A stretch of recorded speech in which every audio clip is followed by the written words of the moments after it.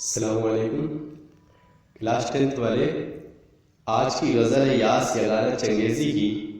ان کی پیدائش 1883 عیسوی میں ہے اور وفات ان کی 1956 عیسوی میں۔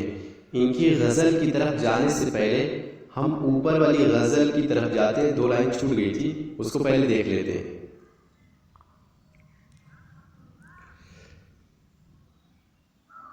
کہتے ہیں کہ وہ شورشی نظام، آخری چوتھ لائن، وہ شورشی نظام، وہ شورشیں نظام جہاں جن کے دم سے ہے، جب مختصر کیا انہیں انسان بنا دیا۔ کہتے ہیں کہ وہ شورشیں یعنی فتنے فساد، نظام جہاں دنیا کا انتظام جن کے دم سے ہے، جن کی وجہ سے ہے، جب مختصر کیا، جب ہم اس کے بارے میں تصور کرتے ہیں، جب ہم سوچتے ہیں تو انہیں انسان بنا دیا۔ تو یہ سب انسانوں اس کے پیچھے انسان ہی نظر آتا ہے، یعنی انسان ہی دنیا کا نظام چلاتا ہے۔ ویسے تو اللہ تعالیٰ تو چلاتے ہی رہتے، لیکن جو دنیا یہاں پر دنیا کا نظام انسانوں کے ذریعے انسان پر قانون کو نافذ کیا جاتا ہے، اسی دنیا کا نظام چلتا ہے۔ لیکن جو دنیا کے اندر فتنے فساد رونما ہوتے ہیں، وہ انسان ہی کی وجہ سے رونما ہوتے ہیں، ظاہر ہوتے ہیں، اور دنیا کا جو نظام بہتر طریقے سے چلتا ہے وہ انسان ہی کی وجہ سے چلتا ہے۔ اب اس کے بعد شاعر آخری شعر میں کہتا ہے، ہم اس نگاہ ناز کو سمجھے تھے نیشتر، تم نے تو مسکرا کے رگے جا بنا دیا۔ ہم نے محبوب کی نگاہ کو، اس نگاہ ناز کو، محبوب کی اس نگاہ کو چاقو استرا سمجھا تھا۔ استرا نیشتر میں نے نشتر سمجھا تھا، استرا سمجھا تھا کہ اگر محبوب کی نگاہ مجھ پر پڑے گی تو میں گھائل ہو جاؤں گا، زخمی ہو جاؤں گا۔ ہو سکتا ہے وہ نگاہ اتنی تیز ہو، غصے کی حالت میں ہو، جو مجھے زخمی کر دے۔ ویسے محبوب ایک نگاہ ڈال کر چلا جائے، دوبارہ توجہ نہ دے، لیکن تم نے تو مسکرا کے رگے جاں بنا دیا، تم نے تو دیکھا بھی اور ساتھ میں مسکرا بھی دیا، جس کی وجہ سے میری جان میں جان آ گئی کہ چلو کچھ باقی ہے۔ یعنی ہم اس نگاہ ناز کو سمجھے تھے نشتر، ہم نے محبوب کی نگاہ کو چھرا سمجھا تھا، نشتر سمجھا تھا جو گھائل کر دے۔ لیکن جب محبوب نے پلٹ کر دیکھا اور اس دیکھنے کے ساتھ محبوب نے جب مسکرایا تو میری جان میں جان آ گئی، میری رگوں میں خون دوڑ گیا۔ چلیے اب آتے یاس یگانہ چنگیزی کی غزل کی طرف۔ یاس یگانہ چنگیزی کی غزل ہے ادب۔ پہلے ایک منٹ، ادب نے دل کے تقاضے اٹھائے ہیں کیا کیا، ہوس نے شوق کے پہلو دبائے ہیں کیا کیا۔ ادب نے دل کے تقاضے، کہتے انسان جب باادب ہوتا ہے تو وہ ہر کام کرنے سے رک جاتا ہے، کیونکہ کچھ کام ایسے ہوتے ہیں جو لوگوں کو اچھا برے لگتے ہیں، اور کچھ اچھے ہوتے ہیں جو انسان کرتا بھی ہے۔ تو ادب نے دل کے تقاضے اٹھائے ہیں کیا کیا، کہ ادب کی وجہ سے انسان اپنی تمناؤں کو پورا کرنے سے رک جاتا ہے، اپنی تمناؤں کی تکمیل کرنے سے رک جاتا ہے۔ ہوس نے شوق کے پہلو دبائے ہیں کیا کیا، لیکن جو ہوس ہوتی ہے انسان کی، اس ہوس کے اندر بے پناہ تمنائیں ہوتی ہیں، خواہشیں ہوتی ہیں، نہ ختم ہونے والی خواہش۔ ہوس، جو خواہش نہ ختم ہو اسے ہوس کہتے ہیں، کہ ہوس نے شوق کے پہلو دبائے کیا کیا۔ لیکن ہوس کے اندر انسان سب کچھ کرنے کی کوشش کرتا ہے۔ چلو دیکھتے ہیں اگلی شعر۔ اسی فریب نے مالا کی کل ہے کتنی دور، کہتے ہیں کہ انسان اسی دھوکے میں پڑ گیا کہ ابھی ہم یہ کام کل کر لیں گے، کل کتنی دور ہے کہ ابھی ہم یہ کام کل کریں گے۔ اسی آج کل میں عبث دن گوائے ہیں کیا کیا، اسی آج کل میں ہم اپنے بیکار دن گنوا دیتے ہیں، گزار دیتے ہیں۔ یعنی یہ انسان دھوکے میں پڑ جاتا ہے، اسی فریب نے مارا، انسان دھوکے میں پڑ جاتا ہے کہ کل کتنی دور ہے، کل تو ابھی بہت دور ہے، ابھی ہم یہ کام کل کر لیں گے۔ اسی آج کل میں عبث دن گوائے ہیں کیا کیا، لیکن انسان اسی آج کو کل پر ٹال کر، کل کا کام پرسوں پہ ٹال کر اپنے بہترین قیمتی اوقات کو، اپنے بہترین قیمتی وقت کو گزار دیتا ہے، گنوا دیتا ہے۔ کہتے ہیں اب تیسرا شعر ہے، شاعر کہہ رہا ہے، کسی کے روپ میں تم بھی تو اپنے درشن دو، محبوب سے شاعر کہہ رہا، جہاں میں شاہ و گدا رنگ لائے ہیں کیا کیا۔ کہتے ہیں کہ تم تو ان دونوں کے روپ میں سے کسی کے روپ میں درشن دے سکتے ہو، جہاں میں شاہ و گدا یعنی بادشاہ کے بھی روپ میں اور فقیر کے روپ میں، یعنی میں تمہارے دیدار کی تمنا کرتا ہوں، تم ان میں سے کسی کے روپ میں اپنا دیدار کرا دو، کیونکہ جہاں میں شاہ و گدا، یہ ایک لفظ ہے، متضاد الفاظ ہے، جن کے ذریعے سے شاعر نے اپنے کلام میں حسن پیدا کیا کہ شاہ و گدا رنگ لائے ہیں کیا کیا. کہتے ہیں بادشاہ جو انسانوں کی جھولیوں کو بھر دیتا ہے، جو مانگنے والوں کی جھولی کو بھر دیتا ہے، اور گدا جو ہوتا ہے جو خود مانگتا ہے، جو خود سوال کرتا ہے.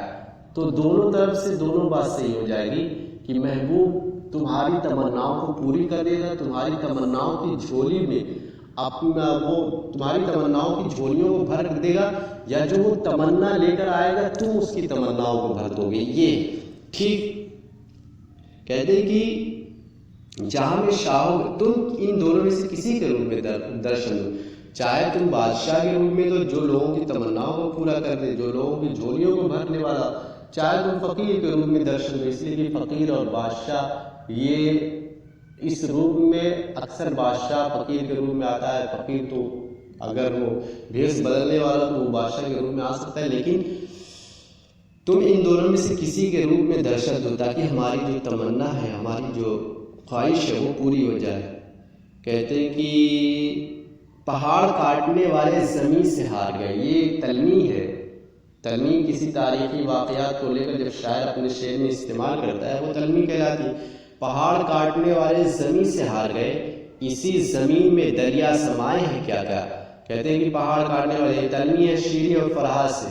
فرحات کے بارے میں مشہور ہے کہ اس نے جب شیریں نے ایک شرط رکھی تھی کہ اگر تمہیں مجھ سے شادی کرنی ہے تو اس پہاڑ کو کھود کر تمہیں دریا نکالنا ہے.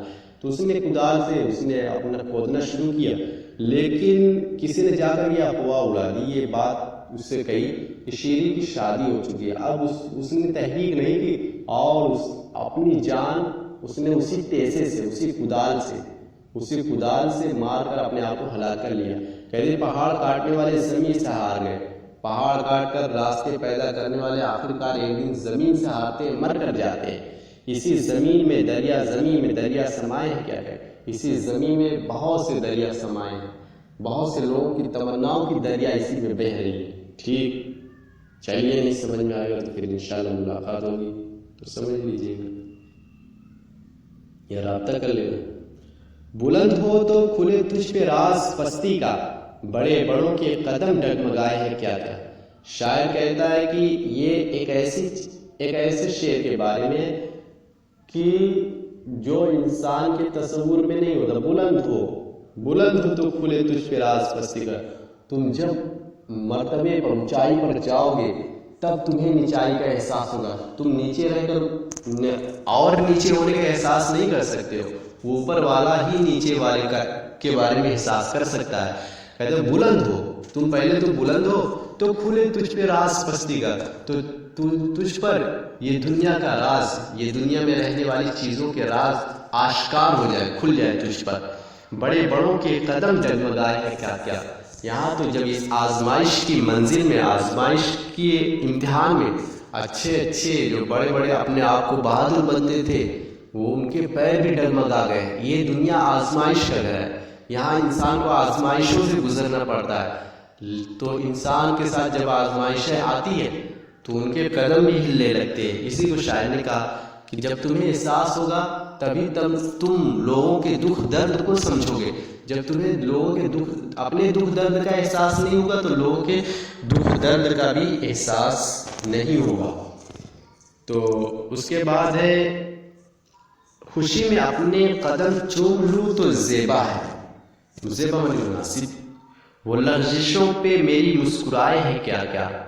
کہتے شاعر کہ میں محبوب کے لیے دیوانہ وار تھا. میں محبوب کے لیے ایک مجنوں کی کیفیت مجھ پر طاری تھی.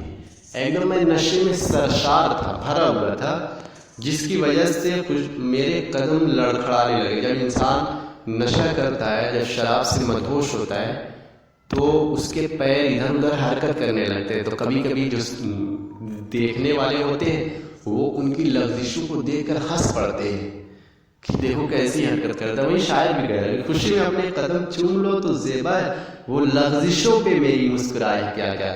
میں تو اسی کے نشے میں سرشار، عشق میں سرشار تھا اور مدہوش تھا. تو میرے قدم لڑکھڑا رہے تھے، اور میری اس قدم کی لڑکھڑاہٹ، میری اس حرکت کو دیکھ کر محبوب مسکرانے لگا، اور جب محبوب مسکرانے لگا تو مجھے اب یہی سمجھ میں آیا کہ میں کیا کروں۔ میں یہی سوچنے لگا کہ میں اپنے پیر ہی کو چوم لوں، کیونکہ اسی پیر کی وجہ سے محبوب آج مسکرایا ہے، یعنی میرا قدم آج اس قابل ہے کہ میں اپنے قدم کو چوموں، کیونکہ میرے قدم کی وجہ سے ہی محبوب آج مسکرایا ہے۔ ٹھیک ہے، کہتے ہیں کہ خدا ہی جانے یگانہ میں کون ہوں کیا ہوں۔ یہ تجاہل عارفانہ ہوتا ہے جب اپنے آپ کو انجان بن جانا، ہم اپنی اصطلاح کہیں گے پاگل۔ چل، خدا ہی جانے یگانہ میں کون ہوں کیا ہوں، خود اپنی ذات پہ شک دل میں آئے ہیں کیا کیا۔ ہاں، خدا ہی جانے یگانہ میں کون ہوں کیا ہوں۔ شاعر اپنے آپ کی نفی کر رہا ہے کہ میں کون ہوں، میں تو اپنے بارے میں جانتا ہی نہیں۔ اور یہ اپنے کلام میں حسن پیدا کرنے کے لیے شاید تجاہل عارفانہ کا استعمال کیا ہے کہ خدا جانے، خدا ہی جانتا کہ یگانہ کون ہے اور کیا ہے، کیا کرتا ہے، خود اپنی ذات پہ شک دل میں آئے ہیں کیا کیا۔